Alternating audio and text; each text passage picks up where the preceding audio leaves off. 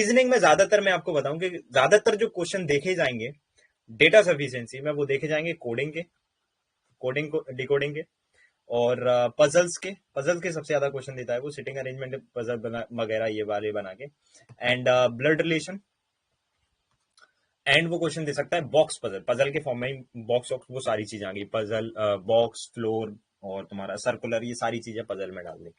ठीक है, तो पजल के ऊपर सबसे ज्यादा क्वेश्चन बनाता है वो कोडिंग के ऊपर और ब्लड रिलेशन के ऊपर। बहुत कम क्वेश्चन किसके ऊपर बनाता है वो डेटा सफिशिएंसी के, वो मैं बता दूं, वो बनाता है डायरेक्शंस एंड सेंस के ऊपर। बहुत कम क्वेश्चन, बहुत लेस, बहुत कम ही बार आया होगा डायरेक्शन के ऊपर, या इनइक्वालिटी के ऊपर, या फिर इनपुट आउटपुट के ऊपर। इनके ऊपर कभी भी टॉपिक के ऊपर नहीं बनते हमारे डेटा सफिशिएंसी।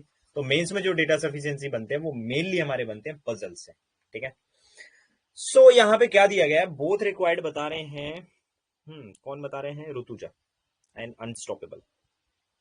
देखते हैं, बहुत तेजी से भी हो सकता है और बहुत धीमे से भी हो सकता है। देखो, सबसे पहले जो ऊपर रेड वाला पोर्शन दिया है ना, वो हमारा क्वेश्चन होता है, वहां पे पूछा जाता है कि क्या पूछा गया है, एंड देन फिर हम लोग स्टेटमेंट की हेल्प लेते हैं। तो 7% दिस 7% है, क्या है, attend an interview during week starting from Monday. तो मंडे से संडे की बात होगी ना, सो मंडे, ट्यूसडे, वेंसडे, जितनी तेजी से बना सकते हो बना लेना, ट्यूसडे, थर्सडे, फ्राइडे, सैटरडे। मुझे हंसी क्यों आ गई मैं बताता हूँ तुमको।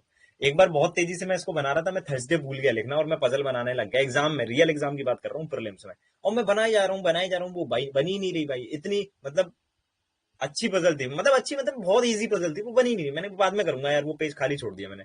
लास्ट में मेरे पास बचा था करीबन 1 मिनट, और 1 मिनट पूरा 1 मिनट नहीं, करीबन 52 या 53 सेकंड चल रहे थे। मैंने उसको बनाया, मैंने आधी अधूरी तो थी, कंडीशन याद भी थी, क्योंकि 20 मिनट में तो थोड़ी ना भूल जाओगे कंडीशन। मैंने उसको फिर से, मैंने कहा यहाँ यहाँ नहीं बनाता हूँ, एक बार फिर बनाता हूँ, फिर मेरे पूरे डेज हो गए। फिर मैंने उसको बनाया तो अंडर 50 सेकंड मेरी वो पजल भी बन गई और उसके क्वेश्चन भी हो गए। क्यों, इतनी इजी पजल थी, सिर्फ जस्ट बिकॉज ऑफ दिस, जल्दीबाजी में वो मेरी नहीं बन रही थी उस टाइम। और क्योंकि मेरे पास कुछ था भी नहीं ना, मेरी जेब में कुछ अटेम्प्ट थे ही नहीं। और जैसे ही मैंने देखा कि मेरी जेब में भाई अटेम्प्ट आ चुके हैं, 28-29 अटेम्प्ट आ चुके हैं, मैंने कि इसको बनाने में अब क्या ही हर्ज है ना। चलो, तो 7% है दिस ओके, अटेंड कर रहे हैं, ठीक है भाई, not necessary in the same order. Okay, now who among the following person attend the interview on Wednesday. तो हमें वेंसडे का पता पड़ जाए, बाकी कोई चीज आए या ना आए कोई फर्क नहीं पड़ता। वेंसडे वाला बंदा जो है वो फेल हो जाना चाहिए, बस वेंसडे वाला जो बंदा है वो फेल हो जाना चाहिए, बाकी कहीं भी कोई बंदा बैठ पाए या ना बैठ पाए कोई फर्क नहीं पड़ता। B attends the interview on Friday, ठीक है भाई, बी को फ्राइडे को मैंने इंटरव्यू करा दिया, ये फर्स्ट स्टेटमेंट में चेक कर रहा हूँ। ठीक है, 3% attend the interview between B and F. तो एफ जो है वो ऑब्वियसली ऊपर ही जाएगा। ठीक है, 1 सेकेंड, 3% है ना, सो 1 2 3 यहाँ पे एफ आ जाएगा। आगे देखो, who attends the interview immediately before A आ गया। Neither D nor E attends the interview Wednesday. तो वेंसडे को ना तो डी होगा ना ही ई होगा। सो डी और ई अगर यहां नहीं होंगे तो डी और ई यहां कहीं हो सकते हैं। तो वो दो बंदे कौन बचे जो यहां हो सकते हैं, वो कौन हो सकते हैं, एक तो सी हो सकता है, और कौन हो सकता है, और तुम्हारा एफ हो गया। देखो, ए भर चुका है, एफ भर चुका है, जी, जी हो सकता है, या तो यहां सी आएगा या जी आएगा, नहीं पता ना, पहले स्टेटमेंट से पता नहीं पड़ रहा। अब इंडिविजुअली सेकंड स्टेटमेंट बना लो, सेकंड स्टेटमेंट में कौन कौन हो सकता है वो देख लेंगे हम लोग। So F attend the interview on Monday, तो एफ हमारा मंडे को अटेंड कर रहा है। 2% attend interview between F and D, तो 1 2 डी यहाँ पे आ जाएगा। C attend the interview 3% before G. अब सी जो होगा वो 3% बिफोर जी होगा, सो ऐसा बोल सकते हैं हम लोग कि लाइक जी आ जाएगा, एंड 1 2 का गैप, फिर हमारा सी आ जाएगा। वो कहां पे आएगा देख लेते हैं। जी यहाँ नहीं आ सकता, जी यहाँ नहीं आ सकता, जी यहाँ पे 1 2 सी यहाँ पे आ सकता है, जी यहाँ पे 1 2 सी यहाँ पे आ सकता है, जी यहाँ पे 1 2 सी नहीं आ सकता। आगे पढ़ते हैं। ओके, बिफोर, अब इस वाले कंडीशन से मुझे पता नहीं पड़ रहा कि मैं कहां बनाऊं, है ना, क्योंकि अगर मैंने जी यहां डाला तो 1 2 सी मेरा यहां पे पॉसिबल है, जी यहां डाला तो 1 2 सी मेरा यहां पॉसिबल है, जी मैं यहां नहीं डाल सकता, तो दो जगह जी आ रहा है मेरा, तो इससे भी नहीं मैं बता सकता। यानी इंडिविजुअली इससे भी आंसर नहीं आ रहा, इंडिविजुअली इससे भी आंसर नहीं आ रहा। अब मैं बोथ को कंबाइन कर दूंगा, और जैसे ही बोथ को कंबाइन करूंगा तो मैं क्या देखता हूं कि एफ यहाँ पे है, ए यहाँ पे भर चुका था पहले स्टेटमेंट में, तो यहाँ पे ए आ जाएगा, बी यहाँ पे आ जाएगा, और जैसे ही बी यहाँ पे आएगा तो जी यहाँ पे आ जाएगा, तो 1 2 3 सी यहाँ आ जाएगा। अब हमें मतलब नहीं है डी कहीं पे भी आए, ई कहीं पे भी आए, जो भी बंदा बचा है वो कहीं भी है, हमें कोई फर्क नहीं पड़ रहा। वेंसडे की भर गई ना सीट, हमें वेंसडे की सीट भरना थी, बस। हमारा आंसर किससे आ रहा है, बोथ से आ रहा है, दैट्स इट।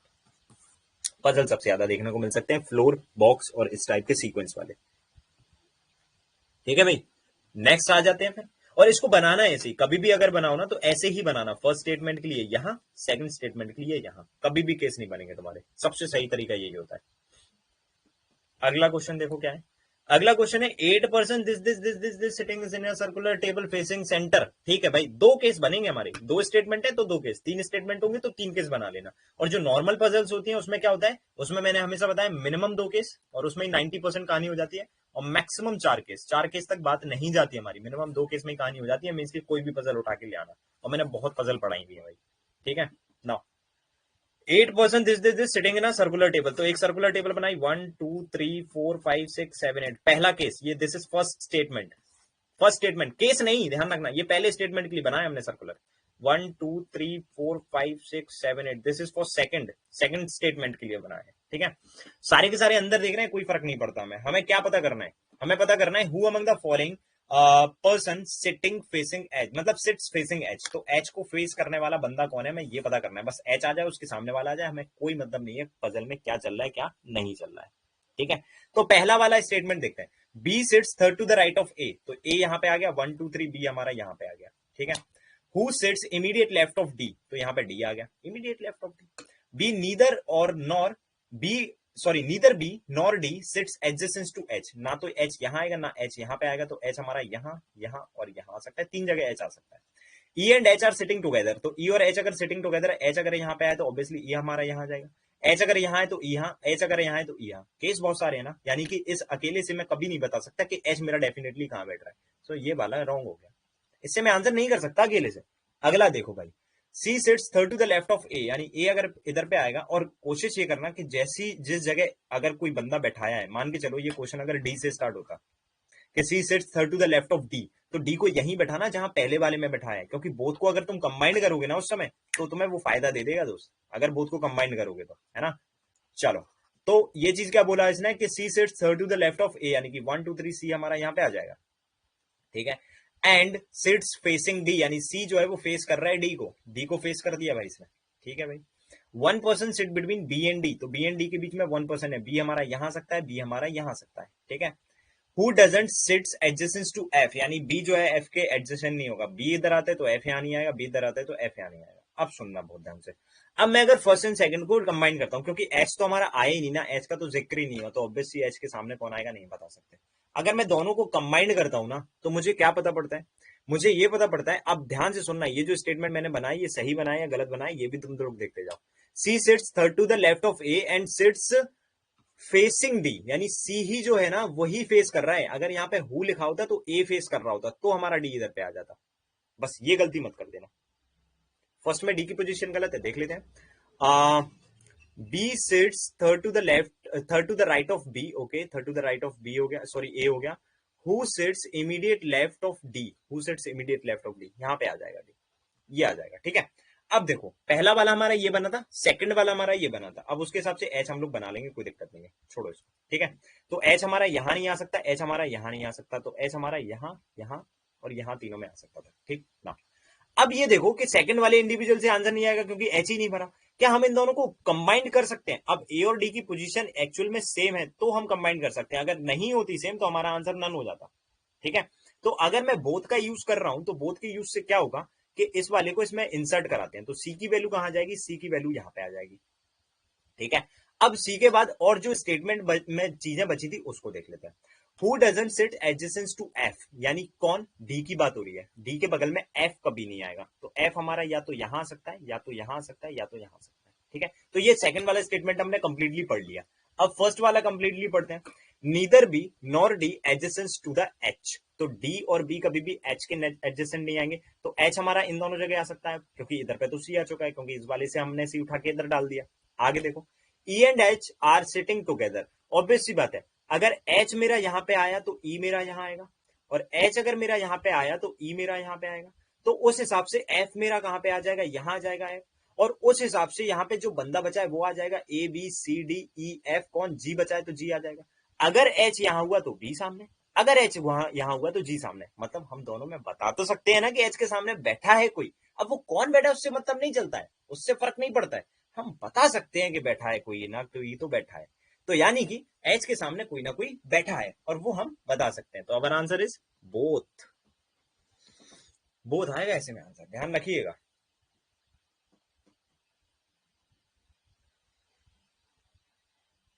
ध्यान रखना, ऐसे केस में कभी भी अगर ऐसी चीज बनती है कि एच का अगर जो अरेंजमेंट में एच का प्लेस अगर पॉसिबल में आ रहा है, यानी कि वो कंफर्म नहीं आ रहा है, तब भी हमारा आंसर आ जाएगा, क्योंकि एच बैठा तो है, उसके सामने कोई ना कोई तो बैठा होगा, या तो बी बैठा होगा या जी बैठा होगा। ऐसा नहीं है कि एच के सामने कोई बैठ ही नहीं रहा है, यानी कि हमारा अरेंजमेंट ही नहीं बन रहा है। बट सर ईदर और हुआ ना, ना ना ना ना, ईदर नहीं होगा दोस्त। अरेंजमेंट हम बना सकते हैं और अरेंजमेंट के थ्रू हम आंसर कर सकते हैं, या तो बी या तो जी बैठेगा ना, हम बता सकते हैं ना, आंसर तो कर सकते हैं। तुम ये बताओ, क्या एच के सामने कौन बैठा है हम आंसर नहीं कर सकते? तुम ये बोल दो नहीं कर सकते, अगर नहीं कर सकते तो नन छोड़ दो, हम आंसर कर सकते हैं। ठीक है, ध्यान रखिएगा। ओके, चलो next question is what now. यहां पे क्या आ गया क्वेश्चन? ओके, 1 सेकंड, कितने क्वेश्चन बचे हैं? एक ये बचा है, एक इसके बाद और बचा है, एंड ओके ना, इसको कर लेते हैं। 5 friends named this are studying in different class this. Each of them like different color. This. But not necessarily in the same order. Are studied in 9th and likes green. Simple सी बात है, इन लोग को मान लो base. जैसे इनको base मानेंगे, सो O P Q R S। पहला स्टेटमेंट मैं यहां बनाऊंगा और दूसरा स्टेटमेंट मैं यहां बनाऊंगा। ध्यान से, क्यों मैं ऐसा बना रहा हूं? अभी तक तो सर यहां बना रहे थे, क्योंकि मैंने देख लिया ना, 2 वेरिएबल है इसमें, नंबर्स हैं उनके कलर्स है। ठीक है, तो पहला स्टेटमेंट राइट साइड, दूसरा वाला स्टेटमेंट लेफ्ट साइड। केस नहीं है ये, स्टेटमेंट है ये। ठीक है ना, क्या बोला जाता है? R studied in 9th class. R जो है वो 9th क्लास में पढ़ेगा, आर जो है वो 9th क्लास में पढ़ रहा है, and likes green colour, and green पसंद कर रहा है। ये हमारा डायरेक्शन में से निकल रहा है, तो हम दोनों में बना देंगे, क्योंकि ये डायरेक्शन से ही निकल रही है चीज। S like yellow colour, S like yellow colour. ठीक है, and studied in class 7, studied in class 7, ये येलो कलर लाइक कर रहा है। ठीक है, in which class Q does study, हमें बताना है क्यू की क्लास क्या है, वो कौन सा कलर पसंद कर रहा है, डजंट मैटर। हमें पता करना है कि क्यू कौन सी क्लास में है, बस। तो यहां पे बोला जाता है पहला स्टेटमेंट, क्यू डज नॉट। अच्छा, 3 स्टेटमेंट है क्या इधर में? कोई बात नहीं, पढ़ लेते हैं, 2 बना लिए मैंने। अच्छा, इसको केस मान लेंगे हम लोग। ठीक है, so Q does not study in 8th class. Q 8th में नहीं होगा, ये पहला स्टेटमेंट बोलता है, इससे अकेले से आंसर नहीं आएगा, क्योंकि अगर वो 8th में नहीं है तो वो 10th में या 11th में हो सकता है। सेकंड देखो, O likes black colour and studied either in 11 और 8। अगर ओ 11 या 8 में से किसी में भी होगा, तो बाकी जो क्यू है उसको कैसे पता करोगे तुम किस में? यानी इससे भी इंडिविजुअल आंसर नहीं आ सकता। P likes blue colour and study in 10th। P हमारा ब्लू कलर पसंद कर रहा है, वो 10th में पढ़ रहा है, तो पी ब्लू कलर पसंद कर रहा है और 10th में पढ़ रहा है, तो क्यू का कैसे पता पड़ेगा क्यू क्या कर रहा है? तो इंडिविजुअली इससे आंसर नहीं आ सकता। अब हम फर्स्ट एंड सेकंड का यूज करेंगे, सबसे पहले ध्यान रखिएगा। फर्स्ट एंड सेकंड यूज करेंगे तो क्यू हमारा 8 में नहीं है। अगर क्यू 8 में नहीं है तो वो किस में हो सकता है? 8 के अलावा हमारे पास 10 एंड 11 बचा है, बिकॉज 7 एंड 9 तो हमारा ऑलरेडी यूज है। और 8 में क्यों हो नहीं सकता? तो किस में हो सकता है? या तो 10th में हो सकता है, या तो फिर 11th में हो सकता है। सेकंड वाला इसके साथ अगर मैं यूज कर रहा हूं स्टेटमेंट को, तो वो क्या बोलता है? O like black colour and studied either in 11 और 8। अगर वो 8 में पढ़ेगा ओ, तो 11 किसको मिल जाएगा? क्यू को मिल जाएगा। और अगर वो हमारा 8 में पढ़ेगा तो 11 किसको मिल जाएगा? इसको मिल जाएगा। और अगर ये 11 में पढ़ेगा तो इसको 10th मिल जाएगा। तो कंफर्म नहीं हो सकता ना, कंफर्म नहीं होगा ना कि कौन सी क्लास किसे मिलेगी। सो दैट्स वाई हमारा इससे आंसर आ रहा है या नहीं आ रहा है, ये बताओ मुझे, बता फटाफट। अगर मैं इन दोनों स्टेटमेंट को यूज कर रहा हूं तो मुझे कंफर्मेशन मिल रही है क्या? बताइए जल्दी से, जल्दी से बताओ फटाफट। नहीं मिल रही है ना, तो फर्स्ट एंड थर्ड से क्यों नहीं मिल रही है मैं बताता हूं। अगर मैं ओ को 11th क्लास देता हूं ना, 11th, तो इसके पास कितनी आ जाएगी? 10th आ जाएगी। ठीक है, और इसके पास क्या आ जाएगी? 9 आ जाएगी। दो ही स्टेटमेंट से अलग अलग आंसर निकले हैं, वो नहीं है वाजिब। पिछले क्वेश्चन को और इस क्वेश्चन को ध्यान से समझो। अगर मैं इसको 11th की जगह अगर मैं 8th देता हूं तो इसके पास 11th आ जाएगी, और 10th भी आ सकती है, 10th भी आ सकती है, कोई रेस्ट्रिक्शन नहीं है ना। तो दो ही स्टेटमेंट से 3 आंसर आ रहे हैं, क्योंकि नॉट पॉसिबल ना, that's why first and second से आंसर नहीं आएगा। अब हम चेक करते हैं फर्स्ट एंड थर्ड। तो फर्स्ट एंड थर्ड क्या कहते हैं कि ओ हमारा 8th में नहीं है, तो ऑब्वियसली वो 10th या 11th में होगा। P likes blue colour study in 10th। P 10th में है, तो 10th इधर से हट गया तो 11th इसमें आ जाएगा। सिंपल सी बात है, 11th इसमें आ गया, हो गया ना, ये कंफर्म है, और ये आंसर भी यही कंफर्म रहेगा। यानी फर्स्ट एंड थ्री से आंसर आ रहा है हमारा ना। अब फर्स्ट एंड थ्री से अगर हमारा आंसर हो गया, तो अब हम लोग देखेंगे सेकंड एंड थर्ड से। तो सेकंड एंड थर्ड क्या कहता है? सेकंड एंड थर्ड कहता है ओ लाइक्स ब्लैक कलर इधर 11 और 8, या तो इधर पे 11 या 8। ठीक है, पी किस में पढ़ रहे हैं? 10th में पढ़ रहे हैं। पी हमारा डेफिनेटली 10th में पढ़ रहा है, अगर सेकंड एंड थर्ड यूज कर रहे हैं। अगर ये 11th में हुआ तो यहाँ 8th आ जाएगी, है ना, और अगर ये 8th में हुआ तो यहाँ पे 11th आ जाएगी, जो कि पॉसिबल नहीं है दोस्त, क्योंकि एक ही स्टेटमेंट से दो आंसर पॉसिबल नहीं हो सकते हमारे। सो दैट्स वाई हमारा ये भी कंफर्म नहीं है। क्यों कंफर्म नहीं है? क्योंकि हमें किसी एक स्टेटमेंट ने कंफर्म आंसर दे दिया है, इसलिए हम उसको ज्यादा तवज्जो देंगे, क्योंकि ये 100% आंसर दे रहा है और ये पॉसिबिलिटी में आंसर दे रहा है, तो हम 100% की तरफ जाएंगे ना। तो obviously our answer is first and third, this is our answer. Okay, चलो। अच्छा, एक चीज मैं बता दूं आपको, ध्यान से सुनना। क्लास के बाद सभी लोग, जितने भी लोग बैठे हैं, ग्रुप पे जाएंगे और उनको बताएंगे, पूरा फीडबैक देंगे। इस चीज की मुझे भी पता है और आपको भी पता है बहुत अच्छे से, सब लोग समझदार हैं, इस चीज की जरूरत है। क्यों? क्योंकि मैंने भी कुछ नया स्टार्ट किया है, तो उसके फीडबैक की जरूरत है। इसके फीडबैक आप ग्रुप पे तो देंगे ही देंगे, साथ में जो गूगल प्ले स्टोर पे हमारी एप्लीकेशन है, वहां पे रिव्यू के फॉर्म में भी आप लोग फीडबैक दे सकते हैं कि मेरे पढ़ाने का तरीका या जो भी चीज आप लोग काफी दिनों से फॉलो कर रहे हैं, तो उस चीज को जरूर उधर पे रिव्यू के फॉर्म में देना। कुछ स्टूडेंट ने दिए, बाकी जिन्होंने नहीं दिया दे देना प्लीज, ये मेरी आपकी तरफ से रिक्वेस्ट है। और उनको बता भी देना, क्योंकि 7 बजे से हम लोग बैठे हैं और ऑलरेडी अभी देखो 9:07 हो चुके हैं, तो 2 घंटे से ऊपर क्लास चल चुकी है। तो बहुत से स्टूडेंट मुझसे पूछ रहे थे कि सर कितनी ड्यूरेशन है क्लास की, तो मैंने उनको बोला था maybe 1.5 hours to 2 hours, तो 2 आवर्स के ऊपर ही निकल चुकी है क्लास। तो ये भी चीज आप सारी चीजें मेंशन करेंगे वहां पे। उससे क्या होगा? उससे फीडबैक के तौर पर, फीडबैक क्या होता है? यही होता है ना कि बाकी स्टूडेंट्स भी आएंगे। और सही बात ये है कि भाई स्टूडेंट्स लाने के लिए तो मैंने वो चीज लॉन्च भी की है ना।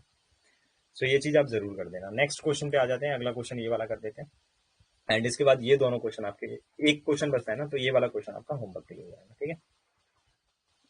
ये आप होमवर्क के लिए ले लेना, इसका आंसर आप लोग बता देना किसमें, या तो कमेंट बॉक्स में, मतलब या तो जो ग्रुप बना है हमारा उसमें बना देना, जो इस ऐप में ग्रुप बना है उसमें बता देना, या फिर जो हमारा वो है ना उसमें बता देना, टेलीग्राम पे, ठीक है ना। हाउ आर रिलेटेड टू जी, हमें आर का जेंडर पता होना चाहिए और जी का जेंडर पता होना चाहिए, इनका जेंडर क्या है, तब तुम बता सकते हो इसका रिलेशन क्या है। उसने पूछा है आर जो है वो जी का कौन है, how R is related to G, R जो है वो जी का कौन है, ठीक है? तो आर जी का कौन है कैसे पता पड़ेगा तुम्हें? उसके लिए दोनों के जेंडर पता होना चाहिए ना। पढ़ लेते हैं इसको, क्या बोला गया इधर पे, है ना। पहला स्टेटमेंट देखो, ए इज द ब्रदर ऑफ के, पहला स्टेटमेंट बना रहा हूं मैं, ए इज द ब्रदर ऑफ के, सो ए इज द ब्रदर ऑफ के। जिसने ब्लड रिलेशन नहीं पढ़ी मुझसे वो उसे बता दूं मैं। ये वाला सिंबल मैं यूज करता हूं brother sister, brother sister, sister brother, या फिर sister sister brother brother, same generation वाला। ये वाला जेंडर यूज करता हूं मैं हस्बैंड वाइफ के लिए, मतलब ये वाला जो सिंबल होता है, और ये वाला सिंबल करता हूं मैं first generation to second generation, यानी कि father son, father daughter, mother daughter, mother son, है ना। तो ये 3 तरह के सिंबल मैं यूज करता हूँ और इन्हीं सिंबल से काम हो जाता है, ठीक है। Plus for male and negative for female. So is the brother of K का जेंडर नहीं पता। Who is married to N, अब एन से इसकी शादी हुई है तो ये वाला सिंबल आ गया। Who is mother of H, यानी कि N is the mother of H, तो ऑब्वियसली अगर इससे शादी हुई है तो ये पॉजिटिव ही होगा, हस्बैंड हो जाएगा ना, is the mother of H. Who is married to M, यानी एच की जो शादी हुई है वो एम से हुई है। M is the father of G, M is the father of G, ठीक है। सो एच कौन हो जाएगी? नेगेटिव हो जाएगी। सो पूछा क्या गया है? पूछा गया है आर कौन है। आर का तो जिक्र ही नहीं हुआ पहले स्टेटमेंट में। सेकंड स्टेटमेंट में आ जाओ, पहला अकेला आंसर नहीं कर सकता, सेकंड आ जाओ अकेला। G is the brother of R, G is the brother of R, तो who is R of G? उसने ये पूछा था कि आर जी का कौन है। सो G is the brother of R, ठीक है। K is the sister of N, K is the sister of N, ठीक है। ए इज मैरिड टू के, ए इज मैरिड टू के, ए पॉजिटिव हो जाएगा। J is only child is A, J का एक ओनली चाइल्ड है जो कि ए है, तो इसको मैं थोड़ा सा यहां पे बना सकता हूं, G positive and this is R. So J का ओनली चाइल्ड है वो कौन है? ए है। अब जे का जेंडर नहीं पता। And is married to G, and is married to G, अब जी पॉजिटिव है तो ऑब्वियसली ये नेगेटिव हो जाएगा, यहां से पॉजिटिव है ना, और इसका जो अब भाई या बहना कौन है वो नहीं पता, तो यहाँ पे मुझे इसका जेंडर नहीं पता, तो मैं नहीं बता सकता आर कौन है, तो सेकंड इंडिविजुअल आंसर नहीं कर सकता, ठीक है। थर्ड देखते हैं, K is the sister of N, K is the sister of N, ठीक है भाई। ए इज मैरिड टू के, ए इज मैरिड टू के, तो ये पॉजिटिव हो जाएगा। J is only child of A, J is only child of A, okay 1 second, J is only child of A, नीचे आएगा ना, यहाँ भी नीचे आएगा, यहाँ भी देखो जे इज ओनली चाइल्ड ऑफ ए, ठीक है, जे यहाँ पे आएगा। और जे की शादी हुई थी किससे? एंड इज मैरिड टू जी, जी से हुई थी, और यहाँ पे ये नेगेटिव आ जाएगा क्योंकि G is brother of R था, ठीक है ना। So J is only child of A, तो यहाँ पे भी जे यहीं पे आ जाएगा, of A, and R is only child of N, and R is only child of N. अब वो कौन है नहीं पता। अब देखो ये पूरा सीक्वेंस हमारा बना है, ठीक है। अब देखो फर्स्ट से आंसर नहीं आ रहा है, सेकंड से नहीं आ रहा है, और थर्ड से भी आंसर नहीं आ रहा है, क्योंकि यहाँ पे जी का जिक्र नहीं है। अब फर्स्ट एंड सेकंड अगर मैं मैच करता हूँ तो ए का चाइल्ड निकल के आ जाएगा जे। अब इसको अलग कलर से बना दूंगा जिससे मैं बाद में इरेज कर दूं। तो ए का चाइल्ड कौन हो जाएगा, जे, ठीक है। जे की शादी हो जाएगी किससे, जी से। तो यानी कि मैं बोल सकता हूँ कि लाइक यहाँ पे ए का चाइल्ड जो है वो आएगा यहाँ इतना नीचे, जो कि जे रहेगा। अगर मैं फर्स्ट एंड सेकंड को मैच कर रहा हूँ तो उसकी शादी हो जाएगी जी से, तो जी प्लस हो जाएगा। तो क्या आर का जेंडर हमें पता पड़ रहा है, अभी भी नहीं पता पड़ रहा, फर्स्ट एंड सेकंड से आंसर नहीं आ रहा। फर्स्ट एंड थर्ड मिला लो तो ए की शादी हो रही है के से, है ना। लेकिन यहाँ पे तो ए जो है वो ब्रदर दिया था, यहाँ पे ए का क्या दिया गया है, हस्बैंड दिया गया है, और यहाँ भी हस्बैंड है। तो फर्स्ट एंड थर्ड तो मैच हो ही नहीं सकता। सेकंड एंड थर्ड मैच हो सकता है, सेकंड एंड थर्ड में दोनों में ये हस्बैंड वाइफ है। तो यहाँ पे जे आ गया, जी, जे अगर नेगेटिव है तो यहाँ पे जी आ गया था, और यहाँ पे ये क्या आ गया था, भाई आ गया था इसका, या बहन भी आ सकता है, आर का जेंडर नहीं पता। और यहाँ बोला गया था क्या कि R is the only child of N. R जो है वो ओनली चाइल्ड ऑफ एन का मतलब क्या हो गया कि एक चाइल्ड तो इसका ये हो गया और दूसरा ये भी तो हो गया, अगर ये इसका भाई है तो ओनली चाइल्ड तो नहीं रहा ये, तो यानी कि सेकंड एंड थर्ड से भी नहीं आ रहा है। फर्स्ट सेकंड थर्ड हम मैच ही नहीं कर सकते कभी। क्यों नहीं कर सकते, क्योंकि यहाँ पे ये भाई भाई है और यहाँ पे ये लोग क्या हो रहे हैं, हस्बैंड वाइफ हो रहे हैं। तो दैट इज नॉट पॉसिबल कि हम सबको मैच कर दें, सबको मैच हम कभी नहीं कर सकते, और आंसर इज नन, ठीक है। नन हो जाएगा भाई हमारा आंसर, मैच नहीं कर सकते हम कभी, ठीक है। तो ये वाला क्वेश्चन मैंने आपको बताया था, एज यू नो कि ये वाला हमारा होमवर्क का क्वेश्चन है। And yes we can say what, अब तो बोलना पड़ेगा भाई, क्या बोलना पड़ेगा।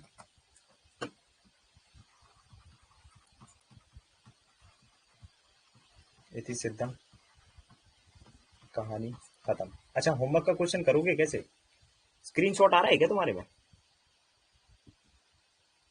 तो अपन ने थोड़ा सा प्रोटेक्ट करके रखा है एप्लीकेशन को, सही किया ना, ये प्रोटेक्शन जरूरी है। बाकी अगर तुम किसी दूसरी उस पर लॉग इन करोगे तो तुम्हारा डिस्कनेक्ट हो जाएगा, तो तुम लॉग इन भी नहीं कर सकते। दिक्कत बात तो ये है, क्योंकि मुझे नोटिफिकेशन आ जाता है ना, जैसे भी मान के चलो अब एक स्टूडेंट है ऋतुजा, हालांकि ऋतुजा नहीं करेंगे, एक एग्जाम्पल सेट कर देते हैं। ऋतुजा ने सोचा कि मैं अपनी फ्रेंड को अपनी आईडी दे दूं, जिससे क्या होगा, मैं तो लाइव देख लेती हूँ, उनको मैं रिकॉर्डिंग दिखा दूंगी, तो मेरे पास ना नोटिफिकेशन आ जाएगा।